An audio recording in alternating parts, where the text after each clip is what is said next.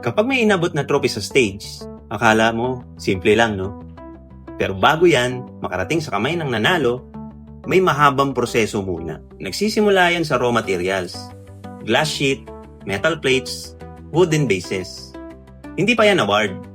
Mukha pa lang siyang ordinaryong materyales. Una, cutting. Precision cutting para eksakto ang hugis at sukat. Isang maling sukat lang, uulit ang gawa. Dito pa lang, kailangan na ng focus. Sunod, engraving. Dito nilalagay ang pangalan, event, petsa. At dito, walang pwedeng mali. Isang maling letra sa pangalan, rido lahat.